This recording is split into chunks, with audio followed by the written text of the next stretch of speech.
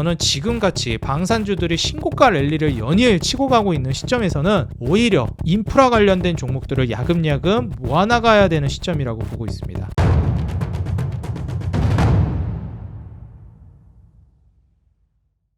네, 반갑습니다. 주식장인 유튜브 구독자 여러분들, 주식장인입니다. 제가 이제 가끔 댓글을 이제 쭉 한 번씩 이제 보는데요. 댓글 중에 이제 재밌는 댓글이 한번 좀 있어가지고 얘기를 하려고 합니다. 눈썹 관리 어디서 봤냐는 댓글이 있더라고요. 그래서 제가 눈썹 관리를 따로 받지는 않고요. 좀 재수없긴 한데 타고나기를 이제 눈썹이랑 이마 쪽이 저는 그나마 좀 괜찮게 생겼다고 저는 생각하거든요. 눈썹은 다행히도 이제 좀 자연이고 가끔 뭐 미용실이나 이런 데 가면은 거기서 좀 다듬어 주는 정도 그렇게 좀 해주시는 것 같습니다. 그래서 뭐 칭찬해 주셔서 감사하다 말씀드리고요. 오늘 이제 영상 통해서 말씀을 드리겠지만 미국뿐만 아니라 이제 세계적으로 정말 중요한 이벤트들이 있었습니다. 그 중에서도 이제 가장 핵심적이라고 할 수 있을 만한 거는 이 전쟁 리스크가 이제 발발하는 이벤트가 가장 이제 중요하다라고 볼 수 있을 것 같고요. 거기에 관해서 이제 향후 증시 방향성이라든지 그리고 이제 우리가 투자 방향성을 어떻게 잡아야 되는지 오늘도 화면 통해서 같이 알아보면서 진행해 보도록 하겠습니다. 사실 요즘 이제 시장 자체가 굉장히 좀 불안하기도 하고 방향을 잘 못 잡고 있는 시장이기 때문에 여기에 대해서 많이 우려를 하고 계실 거예요. 일단 요즘 올라가고 있는 건 역시 이제 방산 쪽이 가장 이제 대표적으로 많이 올라가고 있기 때문에 방산 쪽에 포커스를 많이 잡고 계실 텐데 저는 이제 작년 한 연초 그래서 이제 한 연말까지 방산주들을 제가 이제 지속적으로 좀 말씀을 드려왔는데 그때 이제 투자를 하는 게 제일 좋았다라고 보고 있고요. 뭐 더 올라갈 가능성이야 충분히 있겠지만 신규 진입을 하기에는 무리가 있는 구간으로 접어들고 있다라고 생각이 듭니다. 그래서 지금 방산주를 바라보시는 것도 물론 좋은 전략이 될 수 있겠으나 방산 다음으로 좀 움직임이 나올 만한 섹터들을 미리 준비하는 전략을 구사하는 게 어떨까 이렇게 좀 말씀을 드리면서 오늘 이슈와 함께 영상 시작해 보도록 하겠습니다. 오늘 가장 먼저 좀 소개를 해드리고 싶은 부분은 바로 이 미국 미시간대 소비자 심리 지수입니다. 미국 소비자 심리 지수가 또다시 이제 떨어지는 모습을 보여줬고요. 14일 날 이제 발표된 지표 기준으로는 최근 한 3개월 동안 3-4개월 동안 쭉 이제 떨어지는 모습을 보여주고 있어요. 보통 이제 이 소비자 심리 지수 같은 경우에는 수치가 100보다 높으면 심리가 좋구나로 평가하고요. 100보다 낮으면 심리가 그다지 좋지 않구나 이렇게 평가합니다. 근데 보시게 되면 지금 현재 절대적인 수치로 놓고 보더라도 57.9 100보다 한참 떨어져 있는 50점대의 수치를 기록하고 있어요. 100점 만점이라고 이제 100점도 만점이 아니죠, 사실. 100점이 기준치라는 점을 이제 우리가 생각해 보면 50점대까지 떨어져 있다라는 것은 소비 심리가 상당히 떨어져 있다라는 걸 우리가 유추해 볼 수 있겠습니다. 심지어 최근에 이제 이렇게 급격하게 떨어지고 있다라는 점을 우리가 생각해 보면 미국의 소비 심리가 매우 최근 들어서 강하게 꺾이고 있구나 이렇게 유추를 해볼 수 있어요. 자, 그러면 우리가 여기에서 그럼 도대체 소비자 심리가 꺾이는 게 우리에게 어떤 영향을 준다는 건데 그리고 이게 왜 이런 일이 벌어진 건데 여기에 대한 궁금증이 생길 수 있습니다. 일단 왜 이런 일이 벌어졌는지를 우리가 생각을 해보면 제가 이전에도 몇 번씩 언급을 드렸지만 미국인들은 사실상 소비를 작년 연말에 좀 땡겨서 쓴 게 많았습니다. 왜냐하면 말씀드렸듯이 24년 연말에는 25년 트럼프 정권이 취임하면서부터 이제 관세를 부과하게 되다 보니 물가가 상당히 오를 거라는 우려감이 이미 그때부터 존재하고 있었어요. 그래서 빨리빨리 미리 땡겨서 구매하자 이런 심리가 좀 있었고요. 게다가 평소보다도 할인 이벤트가 많이 몰려있는 연말이었죠. 예를 들면 블랙 프라이데이라든지 뭐 크리스마스 이벤트도 있었고요.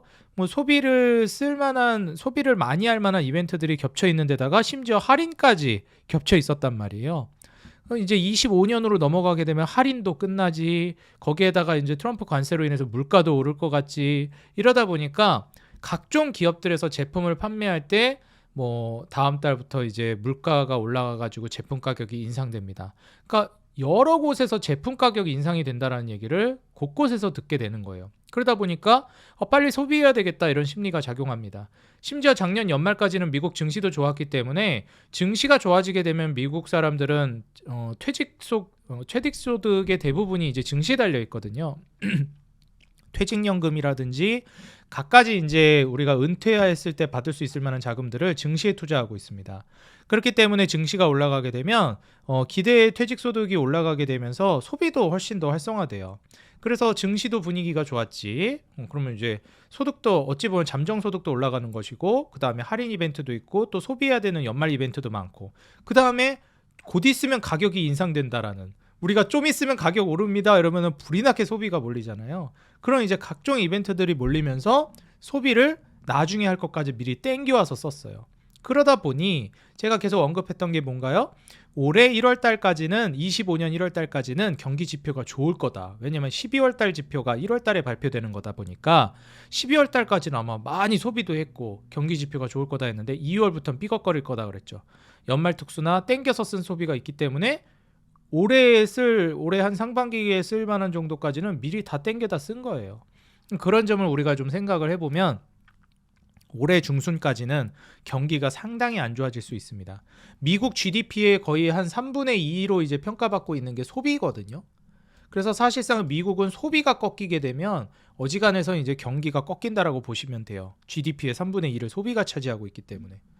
그러면은 이제 소비 심리가 꺾이게 되면 소비까지도 꺾이겠구나. 이건 당연한 수순이죠.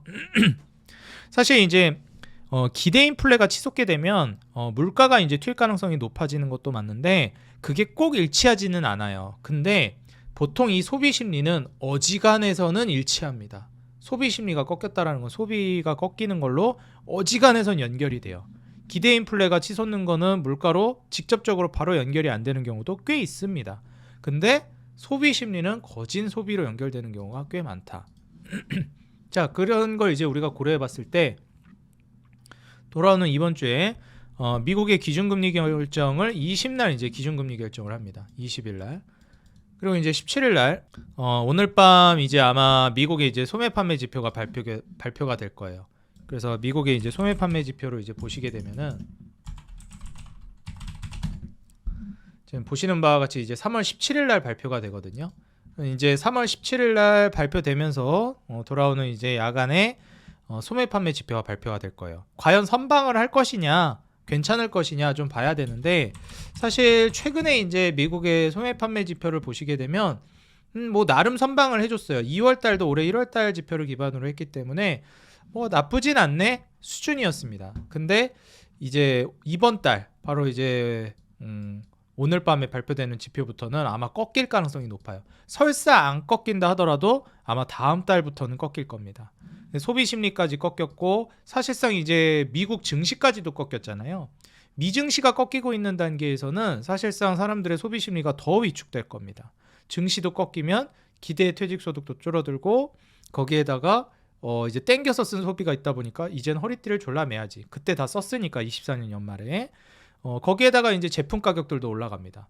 이거는 뭐 혹시 뭐 명품 구매하려고 하시는 분들도 있을 것이고 그 다음에 뭐 중저가 브랜드를 구매하려고 하시는 분들도 있을 텐데 뭐 이거는 명품이고 중저가고 가리지 않고 각종 뭐 의류 브랜드나 각종 브랜드에서 가격 인상을 진행하고 있어요. 올해부터. 이게 해외 브랜드뿐만 아니라 우리나라도 그러고 있습니다. 이걸 이제 우리가 알고 있어야 돼요. 올해부터 제품 가격들이 일제히 다 올라가기 시작하는 시점이다. 그러니까 매번 가격이 계속 올라갑니다, 요즘에. 그래서 이런 점을 좀 고려하면 소비 심리가 더 꺾일 것이다. 그러면 경기가 계속 안 좋아지게 될 거라는 거예요. 경기가 안 좋아지게 되면 당연하게도 미국의 기준금리 인하는 더 빨라질 가능성이 높습니다. 그래서 어제도 영상에서 말씀드렸지만 연준 미셸 보먼 이사가 이제 2인자로 채택이 되면서 연준에서 기준금리 인하 속도가 좀 빨라질 가능성이 높으니 지금의 현재 이 소매 판매 지표가 꺾이는 거 물론 이제 안 좋은 이벤트죠. 경기 지표가 안 좋게 나온다라는 건. 근데 그걸 기반으로 해서 금리 인하가 빨라진다면 오히려 더 빠른 시세를 우리가 기대해 볼 수 있겠습니다. 그리고 이제 3월 미시간대 소비 심리가 2년 만에 최저였지만 기대 인플레가 또 급등하는 모습을 보여줬어요. 사실 기대 인플레가 급등하긴 하고 있지만 CPI 소비자 물가 지수랑 PPI 생산자 물가 지수는 오히려 떨어지는 모습을 보여주고 있죠. 3월 달에 유가 같은 경우에도 지금 보시는 바와 같이 2월 달보다도 더 떨어졌습니다. 그러면은 4월 달에 발표되는 물가 지표는 어떨까요? 저는 더 떨어질 가능성이 있다라고 봅니다. 이런 점을 좀 고려해 보면 물가는 전반적으로 좀 떨어지는 흐름을 보일 수 있겠구나. 제품 가격이 올라갔는데 무슨 소리냐, 무슨 물가가 떨어지냐라고 할 수 있겠지만 생산 비용이 떨어지는 건 저는 굉장히 중요하다라고 보고 있어요. 그러면 이제 PPI에 영향을 주고 그로 인한 CPI까지도 영향을 주는 단계로 갈 가능성이 있다라고 보여집니다. 항상 말씀드리지만 물가는 어쩔 수 없이 오를 수밖에 없어요. 중요한 건 물가 상승률이 이제 줄어드느냐, 이게 중요한 거거든요. 물가는 오르는 게 당연한 겁니다. 그래서 이 점을 좀 고려하시고 여기에 맞춰서 독일 국방비를 지금 무제한으로 풀겠다라고 지금 얘기가 나왔어요. 그러면서 최근에 이제 이 지정학적 리스크, 전쟁 관련된 거나 방위비 증가 관련된 이슈들이 미디어를 거의 장악하고 있는 시점입니다. 독일 국방비 한도를 풀겠다 얘기했고요. 재무장에 시동을 걸겠다. 전차 부대의 부활이다. 이런 얘기들이 나오고 있습니다. 790조 원 인프라 투자도 이제 확대하겠다라고 얘기했어요. 이 방산 이벤트 투자뿐만 아니라 인프라 정책도 이제 확대하겠다라는 거죠. 그래서 우리가 여기서 이제 눈여겨볼 것은 방산주들이 여전히 강세를 띠고 있구나. 각국의 이제 방위비 부담이 올라가고 있구나. 미국이 더 이상 보호해주지 않는구나. 이제는 금액을 요구하겠구나. 돈을 요구하고 지켜주겠다 이러잖아요. 그래서 이런 점을 좀 고려해봤을 때는 국방비, 이 방위비가 이거는 독일, 유럽 문화만의 문제가 아니라 전 세계적으로 올라가게 될 거고요. 그리고 인프라 투자도 독일을 비롯해서 이제 적극적으로 나서기 시작하고 있습니다. 그도 그럴 것이 제가 거듭 말씀드리지만 나라 경기를 살리기 위해서는 불경기를 타파하기 위해서는 정부 차원에서 해야 될 일, 중앙은행 차원에서 해야 될 일이 있습니다. 중앙은행은 금리를 낮추고 유동성을 확보해주고 그리고 정부 차원에서는 곡간을 풀어서 국가사업, 인프라 사업을 전개해 주는 거죠. 세금을 낮춰주고 그런 작업이 지금 벌어지고 있다라고 보시면 되겠고요. 지금 트럼프 같은 경우에도 이번에 의회를 통과 임시 예산안에 서명을 했습니다. 6개월 임시 예산안이고요. 셧다운이 될 뻔했는데 어떻게 잘 모면을 했습니다. 여기에는 상원 예산 처리로 미국 셧다운을 이제 모면했는데 상원 1인자가 이제 여기에 좀 긍정적인 의견을 내비쳤어요. 긍정적이라기보다는 국가에 이제 혼란을 초래하기보다는 그냥 통과를 시키자라는 쪽으로 의견을 낸 것 같습니다. 그래서 민주당 쪽에서는 좀 비판을 받고 있는데 이분이 원내대표 이분이 좀 비판을 받고 있는데 트럼프 입장에서는 용기를 냈다, 고맙다 이런 평가를 내리고 있는 것 같습니다. 민주당 내에서는 배신했다 좀 이런 평가를 내리는데 나이가 지긋하신 할아버지잖아요. 저는 그렇게 생각이 들어요. 요즘 시대로 접어들면서 정치적인 부분들도 너무 서로를 존중하지 않고 극단적으로 가고 있다라고 생각됩니다. 저는 어찌 보면 이 할아버지가 한 이런 행동에 대해서도 우리가 좀 배워야 될 부분이 있다라고 봐요. 우리나라 정치도 마찬가지라고 생각합니다. 보수는 진보를, 진보는 보수를 너무 극단적으로 몰아세우려고 하는 경향이 있어요. 서로 존중하지 않는다라는 느낌을 너무 많이 받게 돼요. 그래서 국민들도 너무 맨날 쌈박질만 하니까 이게 신물이 나버리잖아요. 그러니까 자기들 이속만 챙기려고 하고 저는 오히려 이분의 이런 결정이 상당히 좀 어찌 보면 어른의 모습이 아닐까 저는 개인적으로 좀 그런 생각도 했습니다. 국가적인 혼란을 초래하기보다는 좀 상대방 당의 정책이나 이런 게 마음에 안 들어도 그래도 국민들이 뽑아서 이제 당선이 됐기 때문에 믿고 이제 맡겨보자는 쪽으로 가고 있는 것 같아요. 지금 이런 과정 안에서 트럼프가 이제 어떤 이제 액션을 취하고 있냐? 지옥이 너희 위로 쏟아질 것이다. 이렇게 하면서 대대적인 어찌 보면 전쟁 선포를 해버렸습니다. 대규모 공습에 나섰고요. 후티 때린 이제 속셈이 뭔가 이런 얘기들이 이제 나오고 있습니다. 자, 이번에 이제 간밤에 나왔었던 이제 이슈 중에 하나가 후티 반군 여기에 이제 공격을 트럼프가 본격적으로 단행하겠다라고 얘기가 나왔어요. 트럼프 이 자식 미친 거 아니냐? 도대체 왜 이러는 거냐? 전쟁 광이냐? 이럴 수 있는데 이걸 자세히 이제 좀 파고 들어가게 되면은 좀 어느 정도 좀 이해가 되는 부분도 있기는 합니다. 물론 전쟁은 안 하는 게 좋겠지만 지금 후티 반군이 홍해 항로를 지나는 상선을 계속해서 공격하고 있습니다. 예를 들면은 우리나라 이제 국민들의 기업들이 사업을 하기 위해서 물자를 싣고 실어 나르고 있는 단계예요. 해외로 수출을 하고 있습니다. 그래서 배가 이제 물건을 싣고 가고 있는데 테러 집단들이 와서 우리 선박들을 계속 공격하는 거예요. 그러면 우리 국민들이 타격을 받고 국제 질서상으로도 이런 물자를 실어 나르는 배들이 계속 공격을 당하면 피해가 이만저만이 아니지 않겠습니까? 그래서 이런 부분들을 뿌리 뽑겠다는 겁니다. 지금 트럼프 대통령이 그냥 전쟁에 미쳐가지고 전쟁하고 싶어가지고 하는 게 아니라 계속 이제 이런 배들을 공격하고 이러니까 홍해 항로를 지나가야 되는데 거기 지나갈 때마다 얘네가 자꾸 후티 반군이 상선을 공격하니까 이걸 이제 뿌리 뽑겠다는 거죠. 이게 트럼프 때만 이런 게 아니라 바이든 때도 이스라엘이랑 같이 이제 공습을 했는데 사실상 그렇게 효과를 거두진 못했어요. 왜냐하면 계속 공격을 받으니까 그걸 이제 타겟팅을 해가지고 끝내겠다고 하는 건데 트럼프는 바이든 같은 스탠스의 대통령이 아니죠. 그냥 적당히 공격하는 애가 아니잖아요. 그냥 아예 뿌리를 뽑아버리겠다. 워딩도 엄청 세죠. 지옥이 너희 위로 계속 쏟아질 거다. 그러면서 사실상 뿌리 뽑을 때까지 계속 공습을 가하겠다라는 의지를 표명하고 있습니다. 지금 뭐 거의 다 실패했다라고 이제 얘기도 했는데 트럼프 홍해의 난적 후티 굴복시킬 수 있을까 이런 얘기들이 좀 많이 나오고 있습니다. 그래서 여기에서 이후의 방향성이 어떻게 될 것인가를 우리가 좀 봐야 될 것 같고요. 우리가 이제 보통 이제 이란이 반미 쪽으로 좀 많이 가고 있는 국가 중에 하나입니다. 근데 이제 이란이 뒤에서도 이제 지원을 많이 해주고 있어요. 지하드 이란의 저항의 축으로 이제 좀 평가받고 있는 후티 반군이나 헤즈볼라 하마스가 있는데 사실 트럼프가 이란에다가 이전에 핵 협상에 응하라고 이제 통첩을 전달했었는데 이란이 거부했습니다. 핵 협상을 하자는 이제 트럼프의 의견에 좀 거부를 한 입장이라 그래? 알겠어. 그러면은 이제 이란 저항의 축인 후티 반군이나 헤즈볼라 하마스를 다 뿌리 뽑겠다라는 거죠. 어찌 보면 테러 집단이니까. 그래서 이스라엘이랑 같이 이스라엘이 이전에 이미 군사적 우위를 통해서 헤즈볼라나 하마스 지도부는 사실상 괴멸시켰어요.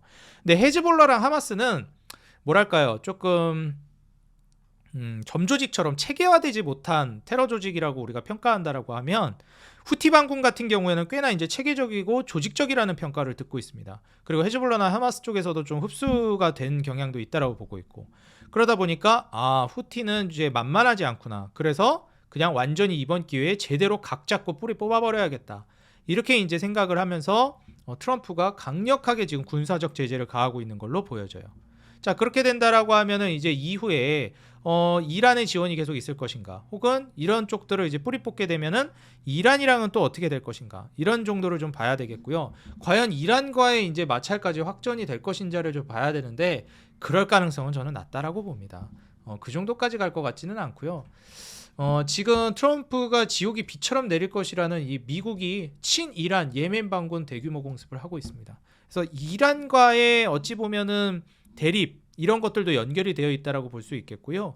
그 다음에 이제 사우디 같은 이제 중동 국가들과의 어찌 보면 이제 힘의 논리가 계속 대립되고 있는 시점이다, 이렇게 보시면 될 것 같아요.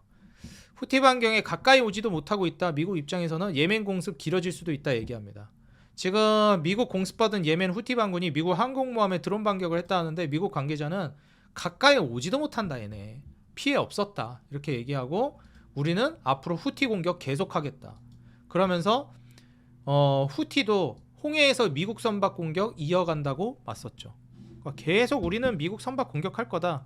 자, 그럼 여기에서 이제 보통 우리가 괜히 왜 벌집을 쑤시냐, 그냥 적당히 이제 그냥 힘겨루기만 하지, 이런 생각을 할 수 있는데 계속 주기적으로 와가지고 특정 국가, 우리나라의 선박들 어찌 보면 국민들이 피해를 보고 있는데, 재산이 피해를 보고 있는데 이거를 적당히 피해를 주니까 그냥 넘어간다?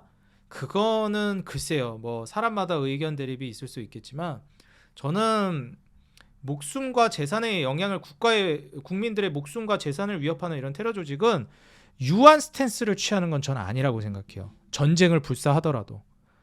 전쟁이라는 게 왜 벌어지는 거겠습니까? 적당히 우리나라에게 피해를 주니까 그냥 넘어간다? 이거 완전 노예 마인드잖아요. 미국이 노예 마인드로 간다? 글쎄요, 그런 나라가 그럴까? 미국이 과연 그런 식으로 가지는 않을 것 같고, 그렇기 때문에 이번 기회에 완전 뿌리 뽑을 가능성이 높고, 저는 트럼프가 패권을 여기에서 이제 강세를 가져갈 거로 보고 있습니다. 그리고 이제 가만히 또 있었던 게 이번에 엔비디아가 GTC 2025를 개막합니다. 그러다 보니까 GTC 2025를 이제 개막하면서부터 본격적으로 이제 반도체 관련된 종목들의 수급이 들어오기 시작하고 있어요. 실제로 이제 2024년도에 GTC를 생각해 보면 그때 당시 삼성전자 관련해서 엔비디아랑 이제 협업이 있을 것이다라는 기대감이 나와서 그때 이제 삼성전자가 좀 두각을 드러내기도 했었는데 뭐 생각만큼 그렇게 좋은 결과가 나오진 않았죠. 근데 이번에도 또 삼성전자 관련해서 무슨 얘기가 나오지 않을까 이런 기대감이 또 나오고 있다 보니 삼성전자 주가가 상당히 강세를 보였습니다. 오히려 SK하이닉스보다도 더 잘 갔거든요. 그리고 삼성전자가 그동안 고점 대비해서 많이 떨어지고 제대로 못 올라가기도 했죠. 그러다 보니 GTC 2025를 기점으로 해서 좀 반등을 많이 보여줬다라고 생각합니다. 근데 제가 보기에는 장기적으로는 그래도 저는 SK하이닉스가 저는 대장이라고 보고 있고 반도체나 혹은 이제 삼성이라는 네임밸류를 본다라고 하면 오히려 삼성전기 같은 기업들이 유리기판이라든지 MLCC를 기반으로 해서 수혜를 크게 노려볼 수 있을 만한 종목이라 삼성이라는 거를 카테고리로 보신다라고 하면 삼성전기를 고려해 보시는 게 어떨까 저는 말씀을 드리고 싶어요.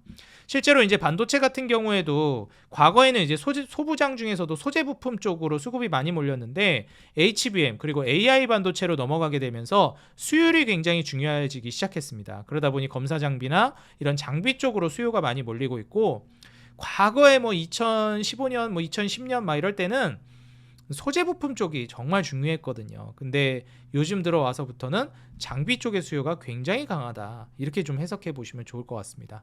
그래서 반도체를 보신다라고 하면 장비 쪽을 보시고 특히 근데 이제 소재 쪽에서도 강세를 보여주고 있는 게 있는데 바로 최근에 이제 데이터 센터라든지 인프라 확충이 되면서 고집적화로 이제 반도체가 나아가다 보니 발열 문제 그리고 전력 효율 문제가 두드러지고 있습니다.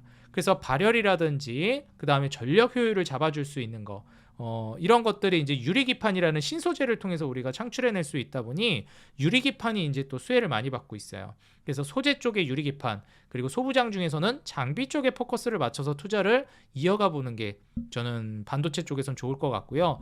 우량주 중에서는 삼성전자와 SK하이닉스 중에서는 아직도 저는 삼성전자보단 SK하이닉스가 뛰어나다라고 보고 있고 삼성이라는 네임밸류를 가져가실 거라면 삼성전기를 보시는 게 조금 더 매력적이라고 보여집니다. 2019년 당시에도 제가 그때 당시 유튜브에서 삼성전자 찍을 바엔 삼성전기를 찍으시라 이렇게 많이 말씀을 드렸습니다. 일단 MLCC 분야에 있어서도 세계적으로 유명하고 MLCC라는 게 이 와인 한 잔에 이 MLCC 반도체 자체가 하나의 막 머리카락보다도 얇은 정말 이 세밀한 공정을 거치는 작은 반도체거든요. 근데 이런 것들은 이제 고부가 가치 산업이에요. 와인 한 잔 반 잔 정도면은 수억 원을 호가하는 가치를 가지고 있습니다. 그러다 보니까 MLCC가 전자화가 되면 될수록 수요가 올라가요. 그래서 자동차가 이제 전기차로 바뀐다라고 했을 때 MLCC 수요가 올라갈 것이다 하면서 엄청 또 올라갔었습니다. 근데 중요한 거는 자동차만 전자화 되겠습니까? 전 세계적으로 전자화는 앞으로도 계속 진행될 거고 MLCC 수요는 더 늘어날 수밖에 없어요. 뭐 TDK나 다이오유덴 같은 이제 기업들이 조금 더 높은 점유율을 장악하면서 세계적인 경쟁력을 가져가지만 삼성전기 역시도 이제 세계적으로 입지를 다지고 있는 과점 사업자 기업 중에 하나예요. 그래서 그런 관점에서 삼성전자도 물론 좋겠지만 삼성전기 쪽으로 눈을 돌려보시는 게 어떨까? 조금 더 투자 메리트가 크지 않을까? 저는 그렇게 좀 조언을 드리고 싶습니다. 그래서 삼성전자와 SK하이닉스 중에서는 SK하이닉스, 삼성 안에서 본다라고 하면 삼성전기 이쪽으로 좀 보시는 게 좋을 것 같다. 전자부품 쪽에서는 말씀을 드리고요. 그리고 앞서 이제 말씀드렸던 부분, 지금 전쟁 이벤트가 이제 계속해서 올라오다 보니까 주가가 올라가는 것들이 거의 대부분 방산주들입니다. 이게 와 이거 방산주 안 산 사람들은 계속 소외감을 느끼는 장만 계속 연출이 되고 있어요. 오늘도 시장이 올라갔는데 삼성전자 좀 올라간 거 뭐 반도체 종목들 올라간 거를 제외하면은 사실상 방산주들이 계속해서 재미를 보고 있는 시장이라고 볼 수 있겠습니다. 하나 에어로스페이스 대장주뿐만 아니라 LIG 넥스원 또 상승세를 보여줬고 하나 에어로스페이스나 현대로테 이런 종목들은 또 신고가 썼고 하나 시스템도 신고가 근처까지 거기에다가 이제 한국항공우주 같은 경우에도 또 신고가를 썼습니다. 이런 이제 방향성으로 가다 보니 지금이라도 방산주를 찍어야 되나? 이런 생각을 하는 투자자분들이 정말 많으세요. 근데 저는 여기에서 지금 방산주를 투자하는 것도 물론 뭐 좋은 전략이 될 수 있겠으나 이렇게 많이 올라가고 있는 가진 자들의 영역으로 가고 있는 섹터를 보시기보다 지금 전쟁 이슈가 불거지고 있는 시점에서 뒤이어 재건주가 올라갈 만한 가능성이 훨씬 더 올라가고 있습니다. 왜 그러냐면 보통 우리가 이제 경제학 용어에서 풍선 효과라는 것들이 있습니다. 앞에서 누르기 때문에 뒤에가 더 크게 부풀어 오른다라는 뜻이에요. 우리가 이제 러우 전쟁으로 인해서 전쟁이라든 이벤트 그리고 이 지정학적 리스크가 전 세계적으로 이제 번져 있었는데 그러다 보니 방산주들이 많이 움직였습니다. 그리고 재건주들하든지 특히 인프라 관련된 사업이 속도를 못 내고 있었어요. 전쟁이 안 끝났는데 어떻게 새로 짓겠습니까? 이거는 뭐 러시아나 우크라이나 재건에만 해당되는 것이 아니라 그 여타 다른 국가들도 인프라 정책을 본격적으로 활성화하지를 못해요. 왜냐하면은 국제적인 분위기 자체가 전쟁 분위기다 보니 인프라라는 이 산업 트렌드가 활성화되기가 어려운 분위기가 연출이 된다라는 거예요. 미국도 막 인프라 정책을 활성화하기가 어렵고 다시 말해서 인프라 정책을 본격화하기 위한 트리거가 되는 게 종전과 재건인데 그걸 기반으로 해서 종전이나 재건에만 꽂히는 게 아니라 인프라 산업 전반으로 확대된다라는 걸 우리가 이해해야 돼요. 그런 점을 이제 기대해 보면은 지금 트럼프 입장에서는 오히려 종전을 빨리 끝내기 위한 전쟁을 하고 있다라고 생각합니다. 지금 홍해에서 계속해서 저런 테러를 일삼고 있다 보니까 지금 러시아랑 우크라이나랑 종전을 시켜봤자 여기에서 계속 홍해 항로에서 테러를 당하면 또 이런 지정학적 리스크가 산발적으로 계속 터질 거거든요. 종전이 진행돼도. 그러다 보니까 이번에 종전을 도출하는 김에 이 반군들 테러 집단들도 일거에 그냥 싹 정리를 해가지고 아주 깔끔한 평화 무드를 만들려고 하는 것 같습니다. 그래서 지금 이 이후에 오히려 이로 인한 방산주들이 또 막 계속 올라가고 있긴 하지만 뭐 독일에서도 방위비를 계속 올리고 있고요. 그러고 있긴 하지만 이 이후에는 방산주들이 한번 급등을 보여주고 이번에 후티 반군을 싸그리 이제 어찌 보면은 정리를 한 이후에 러우 전쟁까지도 마무리 국면으로 가게 되면 풍선 효과로서 원래 이 정도 지정학적 리스크가 있는 상태에서 재건이 부각받고 인프라가 뜨면 이만큼 뜰 거였는데 지금 오히려 더 판을 벌려놓고 그 뒤로 밀어버리니까 나중에 올라갈 인프라 관련된 상승이 훨씬 더 커질 수 있습니다. 그래서 풍선 효과를 기대해 볼 수 있는 시점이다. 원래 더 빨리 올라갔으면 적당히 올라갈 만한 인프라 관련된 종목들이 뒤로 가면서 훨씬 더 크게 올라갈 수 있겠다는 거예요. 그런 관점에서 저는 지금같이 방산주들이 신고가 랠리를 연이을 치고 가고 있는 시점에서는 오히려 이 인프라 관련된 종목들을 야금야금 모아나가야 되는 시점이라고 보고 있습니다. 재건이나 인프라를 생각해 본다라고 했을 때는 가장 핵심적으로 이제 수혜를 볼 수 있는 섹터는 역시 건설기계라고 볼 수 있겠고요. 건설기계에서 SY 스틸텍 오늘 이제 가장 강력한 이제 상승, 뭐 강력한 상승이라고 보기는 어렵지만 4%대 상승을 보여줬어요. SY 스틸텍뿐만 아니라 우리가 이제 인프라나 건설기계 쪽에서 본다라고 했을 때 전진건설 로봇이라든지 두산바켓 그리고 현대건설기계와 현대인프라코어가 가장 핵심적인 종목이라고 볼 수 있을 것 같습니다.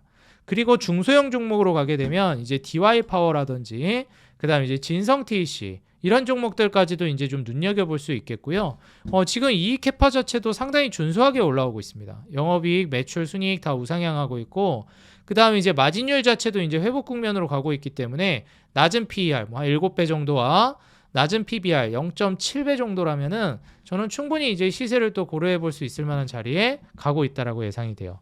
근데 나는 이제 인프라가 아니라 재건이라는 그 테마에 맞춰서 투자를 하고 싶다 하시는 분들도 있을 수 있어요. 물론 제가 권장드리진 않지만 그 테마가 움직이기 시작했을 때 강력한 시세를 보여줄 만한 종목들은 저는 현대 에버다인 같은 종목이라고 봅니다. 혹은 뭐 코오론 글로벌이라든지 데모, 해인, 히림, 뭐 서암기계공업, 그다음에 뭐 서현탄 메탈 이런 종목들이 이제 그 테마 성향을 타고 재건 기대감으로 올라갔던 종목들이니까 한번 좀 참고만 하시면 좋을 것 같아요. 근데 굳이 투자까지 하겠다라고 하신다면 저는 현대 에버다임 정도를 보시는 게 좋을 것 같고 기왕이면 재건이라는 키워드에 투자하기보다는 재건 이후에 그게 트리거가 돼서 인프라 산업이 확장됐을 때 인프라 발수혜를 받는 건설기계 쪽을 집중해 보시는 게 더 좋을 것 같습니다. 그래서 SY 스틸텍이나 전진건설 로봇 콘크리트 펌프카로 유명하죠. 전진건설 로봇. 그리고 북미 시장에서 건설기계 쪽에 두각을 드러내는 두산바켓. 그리고 현대건설기계나 현대인프라코어 같은 핵심 건설기계 뭐 불도저라든지 굴삭기라든지 이런 것들 이제 판매하는 건설기계랑 DY파워, 진성TEC 이런 기업들까지도 총괄해가지고 우리 구독자 여러분들이 건설기계 투자를 지금부터 좀 준비해 나가는 좀 미리 준비하는 투자자가 되셨으면 좋겠다 말씀을 드립니다. 내가 이제 요즘 같은 혼란스러운 시장에서 어떻게 투자를 이어나가야 될지 잘 모르겠다 하시는 분들이 있을 수 있어요. 그런 분들 제가 이제 텔레그램 방을 통해서 지속적으로 우리 구독자 여러분들에게 무료로 시황이라든지 주식 정보라든지 꼭 보셔야 되는 자료들, 정보들 올려드리고 있습니다. 그리고 로봇 관련된 리포트도 올려드리고 있고 여기서 지속적으로 투자 관련된 포인트들 잡아드리면서 여러분들 멘탈까지도 신경 써드리고 있으니까요. 꼭 들어오셔서 도움받아 가시기 바라겠습니다. 관련된 주식 기사들도 핵심적인 부분만 요약 정리해서 올려드리니까 아마 요 텔레그램 방 하나면은 여러분들 다른 뉴스 기사나 뭐 다른 뉴스 같은 거 안 보셔도 한 방에 정리가 되실 겁니다. 제가 해석 풀이까지도 다 해드리고 있어요. 꼭 들어오셔서 도움받아 가시고요. 텔레그램 방 입장하는 방법은 지금 이 영상 하단에 더보기란 고정 댓글에다가 텔레그램 방 링크를 남겨놨습니다. 뿐만 아니라 채널 홈에 들어오시게 되면 채널 홈 더보기란에다가 이제 텔레그램 방 링크를 남겨놨어요. 여기 클릭하고 들어오시면 비밀번호도 없고요. 뭐 개인정보 내야 된다 이런 것도 아무것도 없습니다. 그냥 편하게 바로 입장 가능하세요. 텔레그램만 다운받으셔서 링크 타고 들어오시면 됩니다. 우리 구독자 여러분들 위해서 무료로 운영하는 거니까 꼭 오셔서 혜택 받아 가시고요. 최근에 이제 소개받고 오신 분들 정말 많고 여러분들 사랑에 힘입어서 빠르게 채널이 성장하고 있습니다. 아직 구독 안 눌러주신 분들은 구독과 좋아요, 알람 버튼 눌러주시면 더 돈 되는 정보, 도움되는 주식으로 보답하도록 하겠습니다. 그리고 여러분들 응원 댓글 짧게나마 달아주시는 거 제가 여러분들께 무료로 자료조사해서 영상 제공해 드리는데 큰 힘이 되고 있습니다. 조금이나마 여러분들 시간 내셔가지고 짧게나마 응원 댓글 달아주시면 감사하겠습니다. 항상 우리 개인 투자자 여러분들의 수익 그 하나만을 위해 여러분들이 돈을 벌어야 제가 돈을 번다는 모토로 앞으로도 꾸준히 정진해 나가도록 하겠습니다. 요즘 대박장을 노려볼 수 있을 만한 시장이 점점 다가오고 있습니다. 지금의 시장 여러분들 즐기시기 바라겠고요. 혼란스럽다라고 생각하지 마시고 지금부터 차근차근 준비해서 대박장을 맞이해 보도록 합시다. 지금까지 주식장인이었습니다. 감사합니다. 기회를 잡는 하루 되시기 바라겠습니다.